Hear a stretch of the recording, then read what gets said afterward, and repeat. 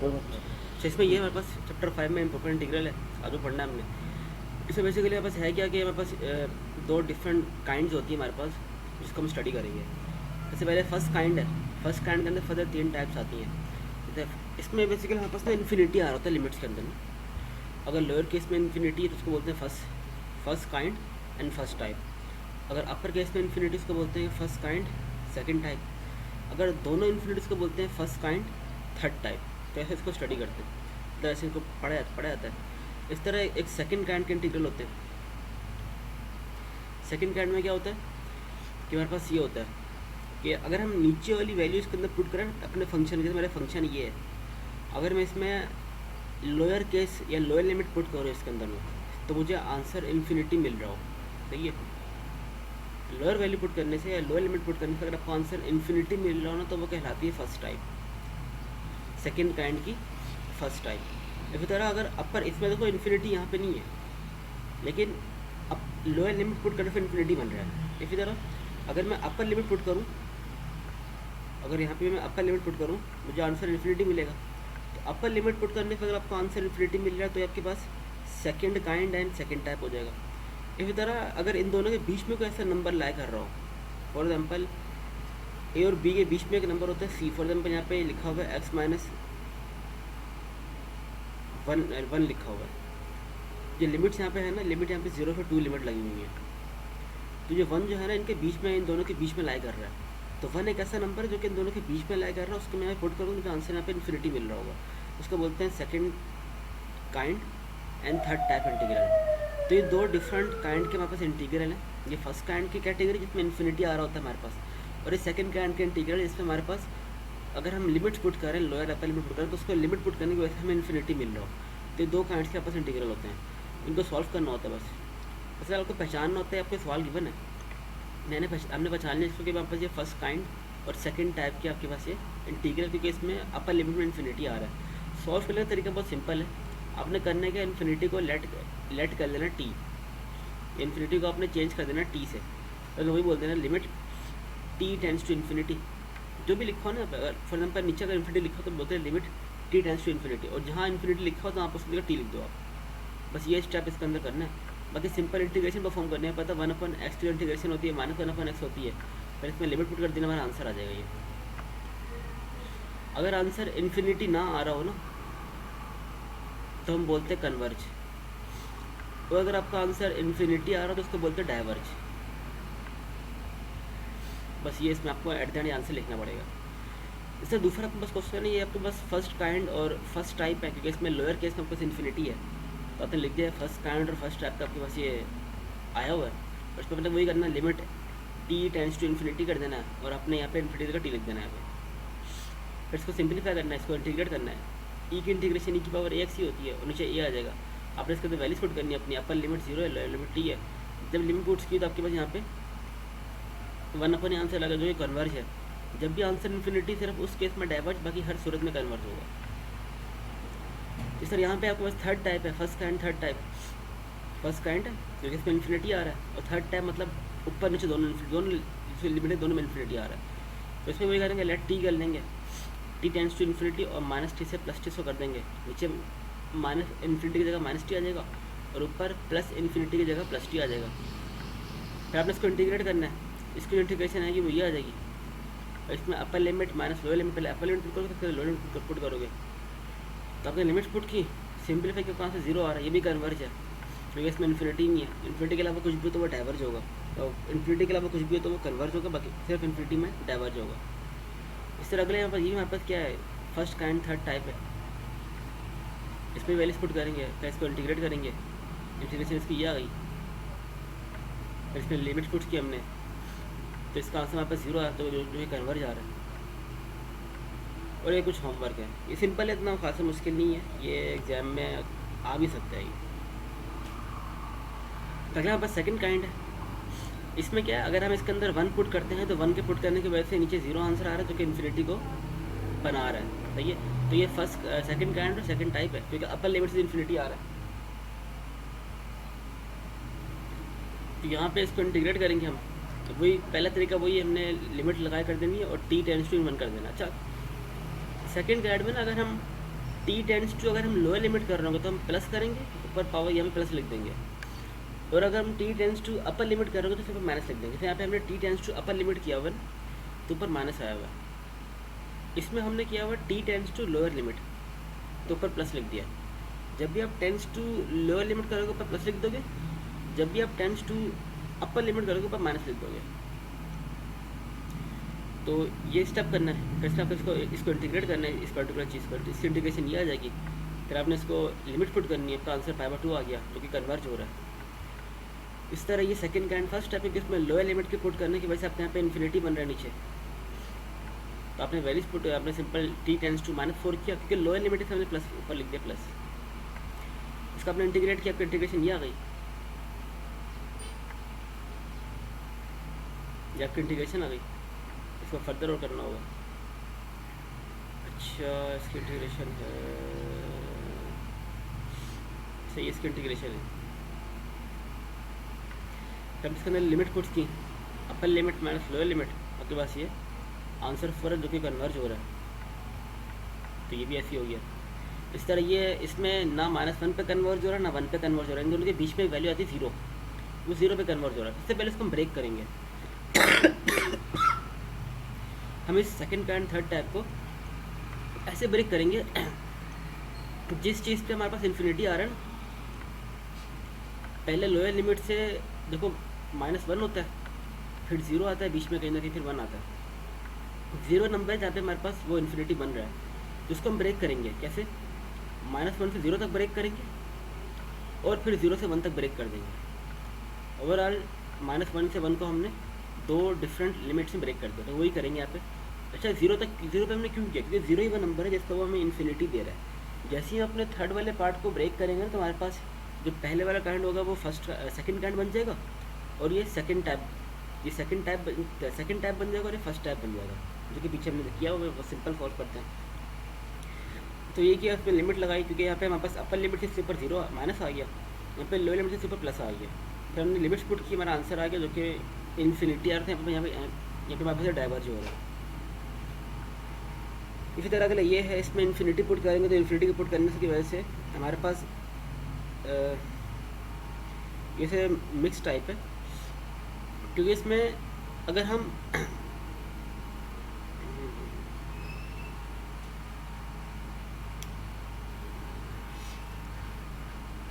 एक minus infinity है और एक प्लस इन्फिनिटी है, इन दोनों के कहीं मिड में कहीं वैल्यू लाई करती है -3। मिड में ज़रूरी नहीं मिड में हो, बस इनके इस रेंज के इन बिटवीन कहने के लाई कर रही हूँ। अगर हम यहाँ पे -3 पुट करते हैं तब मुझे आंसर मिलेगा 0, सही है, और ये सबको इन्फिनिटी बना देगा, ये पूरे का इसको इन्फिनिटी बना देगा, जो कि मेरे पास सेकंड काइंड थर्ड टाइप को शो कर रहा है, ये वाला मैकेनिज्म। और जो इसमें लिमिट्स लिखी हुई है -इन्फिनिटी से प्लस इन्फिनिटी, ये मेरे पास इशारा कर रहा है कि फर्स्ट काइंड थर्ड टाइप की तरफ इशारा कर रहा है ये। तो ये दोनों हो सकता है, ये फर्स्ट काइंड थर्ड टाइप भी हो सकता है, और ये हमारे पास सेकंड काइंड थर्ड टाइप भी, दोनों की पॉसिबिलिटीज़ के लिए फुलफिल हो रही हैं। अभी पे लिखा हुआ है मिक्स टाइप है, इसको दोनों पॉसिबिलिटी यहाँ पे लाई कर रही हैं। तो हमने वही करना है, इसको ब्रेक करना सबसे पहले इसको -इन्फिनिटी से 3 तक ब्रेक करेंगे, फिर 3 से इसको इन्फिनिटी तक ब्रेक करेंगे, तो वो ब्रेक कर दिया हमने इसको। फिर वही अपनी लिमिट अप्लाई कर दी, अपने बोला कि t टेंड्स टू इन्फिनिटी, क्योंकि नीचे वाली लोअर लिमिट है। जिसके अंदर दोनों चीज़ें यूज़ की हुई हैं। जो हम फर्स्ट काइंड में हम t को इन्फिनिटी करते थे ना, इन्फिनिटी को t करते थे, वो भी किया हुआ है इसके अंदर।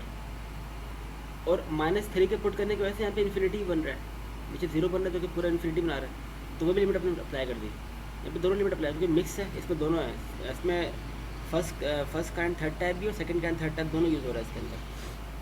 तो आपने इसको 2 लिमिट लगा दी, इस तरह यहाँ पे 2 लिमिट लगा दी इसकी, ये भी लगा दी, ये भी लगा दी, ये मिक्स इंटीग्रल है। अब इसको सॉल्व करना आपने, जब इसको इंटीग्रेट करोगे इसका आंसर ये आ जाएगा, इसको करोगे इसका आंसर ये आ जाएगा। तो आपने वैल्यूज पुट करना, आपका आंसर इन्फिनिटी आ रहा है, जो कि वापस डाइवर्ज आंसर होगा।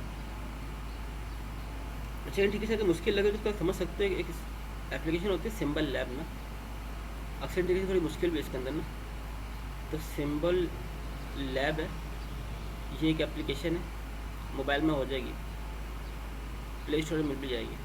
तो इसमें आप डायरेक्ट ये चीज़ लिखोगे ना, ये वाली चीज़ आपको इसका सोल्यूशन देगा होगा। इंटीग्रेशन कैसे हुई है। इसे भी ये जो सिंपल है इसमें लेट करेंगे इसको तो बस इंटीग्रेशन हो जाएगी, लेकिन कुछ मुश्किल भी है, वो सिंपल लैब से आराम से उसमें स्टेप बाय स्टेप होता है कि इसमें इंटीग्रेशन कैसे परफॉर्म है। कुछ इंटीग्रेशन इसमें मुश्किल भी है। तो ये वहाँ पे सिंपल क्वेश्चंस थे जिसमें हमें चेक करना होता है, हमें इंटीग्रेट करना है, हमें एक इंटीग्रल दिया होता है, हमें उसको इंटीग्रेट करना होता है। अब ना कुछ वहाँ पे रूल्स हैं, कुछ क्राइटेरिया है। अब देखो इसमें हमने पूरा सॉल्व किया है, बाद में हमने बताया कि हमारा जो हमारा फंक्शन जो है वो डाइवर्ज हो रहा है, कन्वर्ज हो रहा है। अब ना यहाँ पे कुछ क्राइटेरिया है, डाइवर्जिंग कन्वर्जिंग क्राइटेरिया है, सही है। वो क्राइटेरिया देखते हैं। सबसे पहला आपका जो पहला क्राइटेरिया वो ये है, कंपैरिजन टेस्ट है, थ्योरम नंबर 1, इसका नाम है कंपैरिजन टेस्ट। ये बोलता है कि आपकी फंक्शन गिवन है, फॉर एग्जाम्पल आपका फंक्शन ये है, आपको चेक करना कि एक कन्वर्ज हो रहा है, डाइवर्ज हो रहा है। अब इसे कैसे चेक करोगे आप ना, इससे कोई बड़ा फंक्शन तलाश दीजिए। जैसे फंक्शन एक तो फंक्शन है, आप कोई ऐसा फंक्शन बनाओगे जो बज़ाहिर इससे बड़ा होगा। फॉर एग्जाम्पल मैंने जी एक्स एक फंक्शन बना दिया, ये फंक्शन है जो कि बज़ाहिर इस फंक्शन से बड़ा है वैल्यू के एतबार से, सही है। अगर वो जी एक्स कन्वर्ज हो रहा है, बड़ा वाला फंक्शन अगर कन्वर्ज हो रहा है तो लाजमी छोटा वाला फंक्शन भी कन्वर्ज होगा। वो उसको सर ने बहुत आसान तरीके से यहाँ पे दिखाया हुआ। हमारा फंक्शन ये है, सही है, हमें इसका चेक करना है कि हमारा फंक्शन कन्वर्ज हो रहा है कि डाइवर्ज हो रहा है। तो हम करेंगे क्या, इससे एक बड़ा फंक्शन बनाएंगे, बड़ा फंक्शन है जिसकी वैल्यू इससे काफ़ी बड़ी आ रही है। अगर ये हमारे पास कन्वर्ज हो रहा होगा ना, अगर बड़ा वाला फंक्शन कन्वर्ज हो तो लाजमी छोटा वाला फंक्शन भी कन्वर्ज हो रहा होगा। आपका थ्योरम नंबर 1 ये बोलते हैं। अच्छा, इसका क्राइटेरिया क्या है, जैसे आपके पास ये फंक्शन है, फंक्शन में बेसिकली आपने, चलो ये फंक्शन है, फंक्शन में बेसिकली आपने पी की वैल्यू को देखना होता है और आपने अपनी लिमिट को देखना होता है, सही है। अगर आपकी जो पी की वैल्यू है बेसिकली एक्स की पावर होगी है, अगर आपकी पी की वैल्यू ग्रेटर देन 1 होना तो वो डाइवर्ज होगा, कन्वर्ज होगा। और अगर आपकी पी की value less than equal to 1 हो ताकि बस वो डाइवर्ज होगा। फॉर एग्जाम्पल मेरा एक फंक्शन है ये, इसमें जो पी की वैल्यू है वो 2 है, जो ग्रेटर देन 1 है, इस कैटेगरी में लाई कर रही है, तो ये कन्वर्ज होगा। इस तरह यहाँ पे पी की वैल्यू क्या है, 2.5 है, जो है ग्रेटर देन 1 इस कैटेगरी में लगा तो कन्वर्ज होगा। तो सर यहाँ पे पी की वैल्यू क्या 1, यहाँ पी की वैल्यू क्या 1/2, इन दोनों केसेस पर जो हमारा जो फंक्शन है वो डाइवर्ज हो रहा है। तो ऐसे हम चेक करते हैं बगैर सॉल्व किए, अपने क्वेश्चन को बगैर सॉल्व किए बता सकते हैं हमारा क्वेश्चन जो है वो कन्वर्ज हो रहा है, डाइवर्ज हो रहा है, इस क्राइटेरिया के अतबार से। अगर हमें कोई मुश्किल फंक्शन दे दिया जाए, जैसे हमें, अच्छा एक और चीज़, जैसे यहाँ पे कन्वर्ज क्राइटेरिया ना, वैसे हमारे पास डाइवर्जिंग क्राइटेरिया भी है। ये क्या बोलते हैं, हमें फंक्शन गिवन होता है पहले से ही और हम इससे छोटा फंक्शन निकालते हैं, एक फंक्शन बनाते हैं जो कि इससे छोटा होता है। यहाँ पे ये वाला फंक्शन जो हमने नया फंक्शन बनाया उससे छोटा है, मतलब वो बड़ा है, ये छोटा है। अगर हमारा छोटा फंक्शन डाइवर्ज हो रहा है, हमारा छोटा फंक्शन है, अगर हमारा छोटा फंक्शन डाइवर्ज हो रहा है तो लास्ट में हमारे पास जो बड़ा फंक्शन होगा वो डाइवर्ज हो रहा होगा। तो डाइवर्जिंग क्राइटेरिया थोड़ा उल्टा है। डाइवर्जिंग में क्या चेक करते हैं, हम अपने फंक्शन पे छोटा फंक्शन बनाते हैं और चेक करते हैं कि आया वो फंक्शन कन्वर्ज हो रहा है, डाइवर्ज हो रहा है। अगर हमारा छोटा फंक्शन ही डाइवर्ज हो रहा है तो लास्ट में हमारा बड़ा फंक्शन भी डाइवर्ज हो रहा होगा। ये डाइवर्जिंग क्राइटेरिया होता है। इसको चेक करते हैं, देखो ये एक मुश्किल फंक्शन दे दिया गया, हमें सिखाया ये गया है, यहाँ से हमें देख के बता दें कि क्या होगा इसके अंदर। लेकिन क्वेश्चन ये आया हुआ है, हम करेंगे क्या, पहले इससे ना एक बड़ा फंक्शन बनाएंगे, इसको यूज़ करके एक बड़ा फंक्शन बनाएंगे। हमने बोला क्या, हमने बोला कि ये सारे ना स्टेप्स हैं बड़ा फंक्शन बनाने के। आपके पास जो भी डिनोमिनेटर गिवन होगा ना, आपका डिनोमिनेटर गिवन है e⁻x+1, आपने यहाँ से स्टार्ट करना है। आपने बोल देना कि जो e⁻x+1 है ना वो बड़ा होता है e⁻x से, ये कॉमन सेंस है। आपने ऐसे स्टार्ट करना है कि e⁻x+1 लाजमी बड़ा होगा e⁻x से एट जब x की वैल्यू 0 होगी या 0 से बड़ी होगी। आपने लोअर लिमिट को मद्देनजर रखना होगा, यहाँ पे वो लिखा हुआ है एर, इस कंडीशन पे जो भी लोअर लिमिट होगी ना वो कंडीशन यहाँ पे लिख दोगे आप। अगर मैं इन दोनों को रेसिप्रोकल करके इसको यहाँ लेकर आ जाऊँ, इसको वहाँ लेकर चले जाऊँ, तो ये वाली बन जाएगी 1/e = 1/e, सही है। तो अब इसमें क्या है कि ये एक फंक्शन है जो कि हमारा एक्चुअल फंक्शन था 1/e⁻x+1, और ये हमने एक फंक्शन खुद ही बनाया है जो कि अभी इससे बड़ा है। हम चेक करते हैं कि ये डाइवर्ज हो रहा है कन्वर्ज हो रहा है। हमने इसको पकड़ लिया, इस पर लेकर आ गए। ये लिखा हुआ है e⁻x लिखा हुआ है। अब इससे हमारे पास जो a है ना, a 0 है, और जो हमारे पास ये इसकी जो पावर है वो इक्वल टू 1 है, जो ग्रेटर देन 0 है। तो बोलेगा भाई फंक्शन हमारे पास कन्वर्ज हो रहा है। अच्छा, यहाँ पे ना e⁻x जो मैंने बताया ना वो सिंपल x से बताया था, यहाँ पे सिर्फ x को बताया था। इसमें e⁻x का भी क्राइटेरिया है। अगर हम सिर्फ e को देखते हैं ना, इसमें हम t देखते हैं, t अगर इसमें जो t की वैल्यू ग्रेटर देन 0 तो वो कन्वर्ज होता है, और यहाँ पे अगर t की वैल्यू लेस देन 0 तो इसको बोलते हैं कि वो डाइवर्ज हो रहा है। दो किस्म का फंक्शन है, जिसमें e आ जाए, जिसमें सिंपल आपके पास पॉलिनोमियल हो। अगर सिंपल पॉलिनोमियल उसमें हम p देखते हैं, और अगर सिंपल e उसमें हम फिर ये t देख रहे होते हैं। t क्या है, अगर t ग्रेटर देन 0 तो कन्वर्ज होगा, लेस देन 0 तो डाइवर्ज होगा। जैसे यहाँ पे t क्या है 1 है, यहाँ पे t क्या है 2 है, तो कन्वर्ज हो रहा है। यहाँ पे t क्या है 1 है, यहाँ पे t क्या के पास 2 है। अच्छा, यहाँ पे t-1 है, क्योंकि बस ना साइन को भी देखना हमने। यहाँ पे t-1 लेंगे तो क्या लेस देन 0 है, यहाँ पे t-2 के लेस देन 2 है, क्योंकि हम साइन को भी साथ देख रहे हैं। माइनस को हम प्लस तस्वुर करेंगे और प्लस को माइनस तस्वुर करेंगे, क्योंकि हमारा जो जनरल सोल्यूशन है उसमें माइनस है। तो यहाँ पे बस जो वैल्यू है इसकी वो 1 आ रही है, जो कि ग्रेटर देन 0 है, तो बस कन्वर्ज हो रहा है। इससे एक और क्वेश्चन है, ये दिया हुआ है, हम ले लेंगे भाई। हमने स्टार्टिंग से किया, लोअर लिमिट ली ln x से, बोला कि ln x छोटा होता है x से जब x की वैल्यू 2 होती है। फिर इसको हमने रेसिप्रोकल कर दिया, तो ये बन गया क्या 1/x एक ऐसा इंटीग्रल है जो कि हमारे एक्चुअल इंटीग्रल से छोटा है अभी। तो हमने अपने फंक्शन से छोटा फंक्शन बना दिया है, और चेक करते कि ये कन्वर्ज हो डाइवर्ज, इसकी पावर क्या 1, और जो कि इस कैटेगरी में लाई कर रहा है, जो कि डाइवर्ज हो रहा होता है इसके एतबार से। अगर हमारे पास p की वैल्यू लेस देन या इक्वल टू 1 हो, उसमें हमारे पास जो होता है फंक्शन हमारा डाइवर्ज हो रहा होता है। अगर हमारे पास छोटा फंक्शन हमारा डाइवर्ज हो रहा है तो लाजमी बड़ा फंक्शन भी डाइवर्ज हो रहा होगा। तो ये इसका सिंपल सा क्राइटेरिया है, इसको लेके सॉल्व कर रहा हूँ। इसका थ्योरम नंबर 2 है। ये क्या बोलता है कि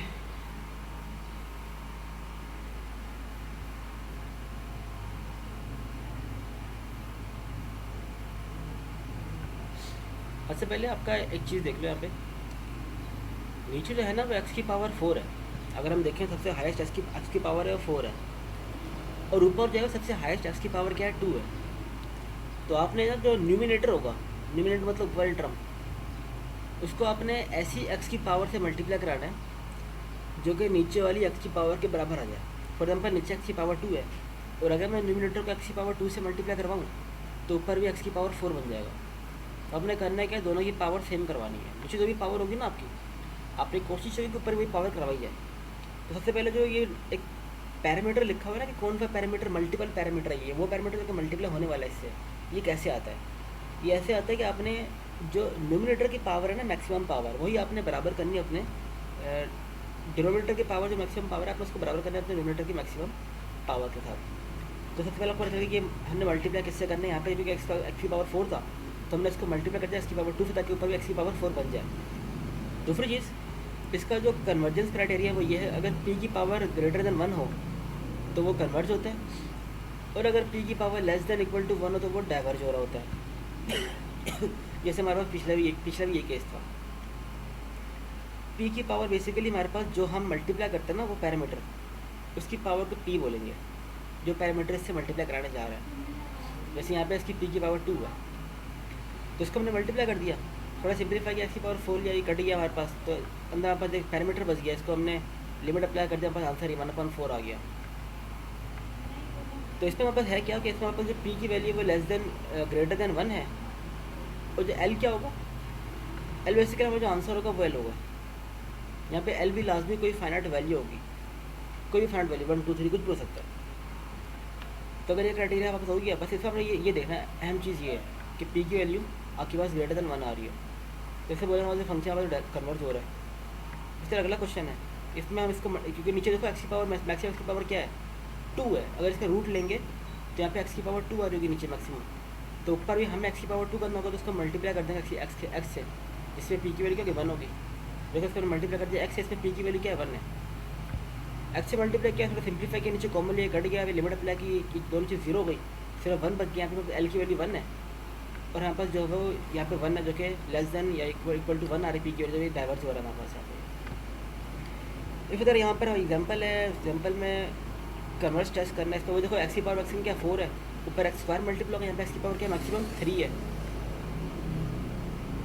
हाँ 3 है, तो ऊपर हमारे पास एक्स की पावर 1 मल्टीप्लाई होगी, तो यहाँ पे एक्स की पावर 3 मल्टीप्लाई, यहाँ पे एक्स की पावर 1 मल्टीप्लाई की है। अगर सिंप्लीफाई किया इसमें डाइवर्ज हो जाएगा, क्योंकि एक्स की पावर यहाँ पे 1 है, पी 1 है, यहाँ पे कन्वर्ट करके यहाँ पे पी की वैल्यू क्या 3 है, जो ग्रेटर देन 1 है। एक फिर से कुछ टेस्ट एग्जाम्पल दी हुई है। तो थ्योरम नंबर 3 जो है ना, वो थ्योरम नंबर 3 जब आपको क्वेश्चन में कॉस या फिर क्वेश्चन में साइन गिवन हो, तो उस केस में हम थ्योरम नंबर 3 यूज़ करते हैं। अब थ्योरम नंबर 3 क्या बोलते हैं, आपने बेसिकली अपने फंक्शन का ना, ये सब क्या फंक्शन है ना कॉस एक्स, तो इस पर करना ही है आपने कि आपने इसको करना है, अपना जो भी फंक्शन गिवन है आपने उसका लेना है वो मॉड लेना है, मॉडुलस, सही है। अगर आपके फंक्शन का मॉडुलस कन्वर्ज हो रहा है तो आपका एक्चुअल फंक्शन भी कन्वर्ज हो रहा होगा, सही है। अगर फंक्शन का मॉडुलस कन्वर्ज होगा तो एक्चुअल फंक्शन भी बस कन्वर्ज हो रहा होगा। जैसे हमें लिखा हुआ है कि आपका फंक्शन गिवन है, हमने बोला इसका मॉडुलस ले रहे हैं, मॉडुलस में क्या होगा, ये हमने मॉडुलस ले लिया, ऊपर कॉस का मॉडुलस, नीचे इसका मॉडुलस आ गया, सही है। ये वाली वैल्यू लेस देन होगी इस वैल्यू से, क्यों, क्योंकि कॉस अपनी मैक्सिमम वैल्यू जब शो करता है 1 शो करता है, तो हमने अपनी कॉस की जो मैक्सिमम वैल्यू थी ना वो यहाँ पे लिख ली है, तो लाजमी कॉस की वैल्यू -1 से स्टार्ट होती है और +1 तक जा रही होती है, तो मैक्सिमम वैल्यू उसकी +1 है। तो हमने बोल दिया कि ये जो फंक्शन है ना ये लाजमी लेस देन होगा इस फंक्शन से, क्योंकि इसमें हमने कॉस की मैक्सिमम वैल्यू को सपोज कर लिया, क्योंकि 1 है, ये फंक्शन बड़ा है इससे, और ये वाला फंक्शन फर्दर छोटा है इससे। कैसे, हमने बोल दिया कि एक्स स्क्वायर +1 छोटा होता है एक्स स्क्वायर से, सही है। इसको यहाँ लेकर आ गए, उसको वहाँ लेकर आ गए, तो ये बन गया 1/x स्क्वायर, जो कि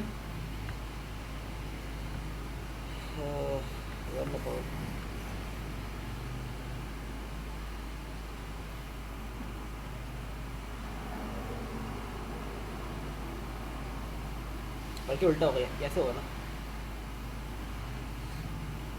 तो इसको यहाँ लेकर इसको यहाँ लेकर आ गया, तो ये ग्रेटर देन यहाँ आ गया, यहाँ पे 1+x स्क्वायर आ गया।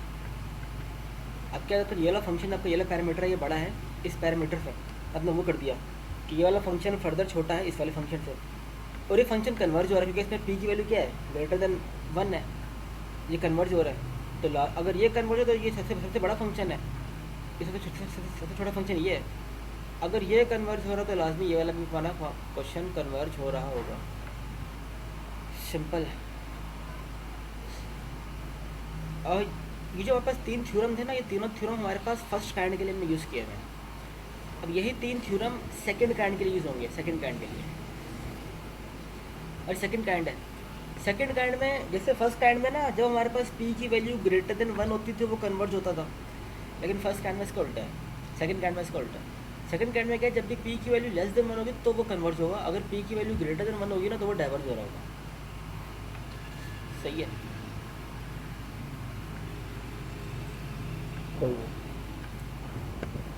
अब यहाँ पे p x के साथ नहीं होता है, यहाँ पे p ओवरऑल पावर में होता है, ओवरऑल पूरे जो पावर होगी उसके साथ होता है। जैसे यहाँ पे p की वैल्यू क्या 1/2 है तो क्या लेस देन 1 है, कन्वर्ज। p की वैल्यू क्या यहाँ पे 1/3 लेस देन 1 कन्वर्ज। p की वैल्यू 4 है ग्रेटर देन 1 तो डाइवर्ज।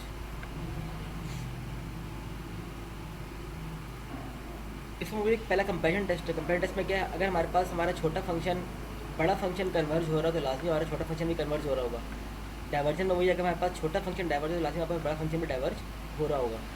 जिसका क्राइटेरिया वही है, अगर p की वैल्यू हमारे पास लेस देन 1 हो तो वो कन्वर्ज, ग्रेटर मतलब डाइवर्ज। जैसे एग्जांपल देखते हैं जैसे फंक्शन है, सही है। अच्छा, इस पर जो मल्टीपल के पैरामीटर होगा ना, जो मल्टीप्लाई कराना होगा हमें, बल्कि मल्टीप्लाई इसमें नहीं है, सिंपल है। सबसे पहले हमें फंक्शन गिवन है, हमें अपना एक ऐसा फंक्शन बनाना जो कि इससे बड़ा हो। हमने बोल दिया कि भाई ऐसे कर लो कि एक्स की पावर जो 4 होती है ना, हाँ ये लिया हुआ एक्स जो होता है वो छोटा होता है एक्स की पावर 4 से, सही है।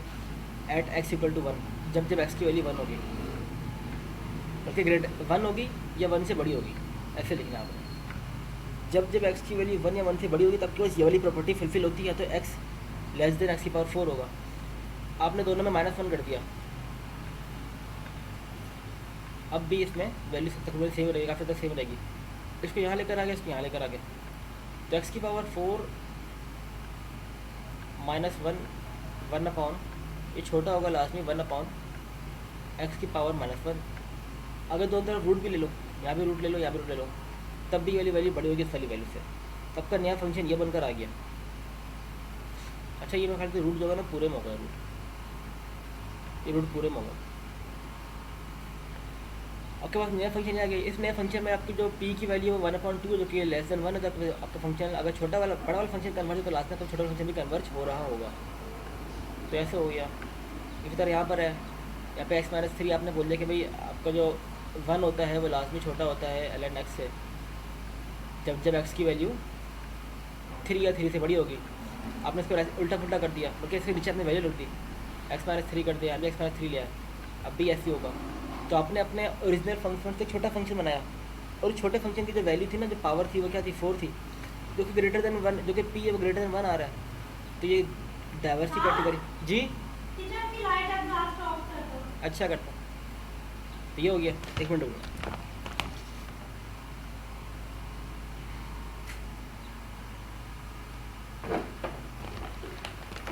ये हो गया हमारे पास। अच्छा इसका थ्योरम नंबर 2 ही है, थ्योरम नंबर 2 वही है। अब इसमें मल्टीपल क्राइटेरिया अलग है। जैसे थ्योरम नंबर 1 में ना, टाइप नंबर 1 के हम मल्टीपल क्राइटेरिया हमारा अलग था। उसमें क्या करते थे, उसमें हम ए की पावर एक्स को मल्टीप्लाई कराते थे, वो बल्कि ए की पावर पी को मल्टीप्लाई करते थे। वो पी ए की पावर पी क्या होता है ना, जिसमें हमारे पास न्यूमरेटर डिनोमिनेटर हमारा सेम हो जाए। यहाँ पे मैं क्या मल्टीप्लाई करवाना है, ऐसा वैसे फंक्शन है एक्स की पावर 4 - 1,